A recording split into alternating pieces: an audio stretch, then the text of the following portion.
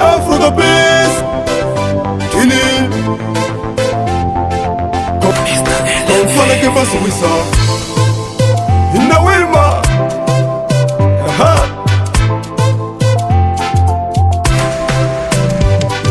Alo, ipapa Wanaendiri kuchema Dinogara mbuwa yesene misazi pa matama Ini ndatambura Chichi kunesa mwanangu Sanangura tinzwe Chichi kunesa mwanangu Sanangura tinzwe Ngukuti Andikusiye Wichitambudzika mwanangu Andikusiye mwana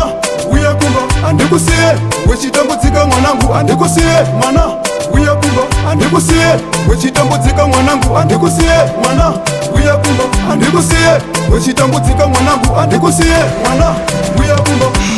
Murumangu anukeza nonzara Uwata ndino wata nonzara Chokuri andipasi Basa kundiponda Basa kunditikinya Uri mwembere mwanangu uri mwembere Nemwembe chaiyo inakwasha kurya Nemwembe chaiyo aiwandi nenzara Andikusiye Wichitambudzika mwanangu Andikusiye mwana Uya kumba Andikusiye Wichitambudzika mwanangu Andikusiye mwana Uya kumba Andikusiye Wichitambudzika mwanangu Andikusiye mwana Uya kumba Andikusiye Wichitambudzika mwanangu Andikusiye mwana Uya kumba Zimwe ngoa wati pa nyumba mkwambo wenyu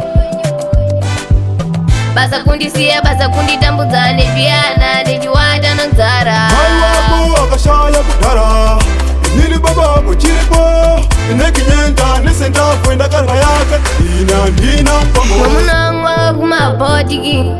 Unandirarisa kunza Kuma uma kumaduwa Ndiri njunju nevyana ndindeka panza Andikusiye Wichitambudzika mwanangu Andikusiye mwana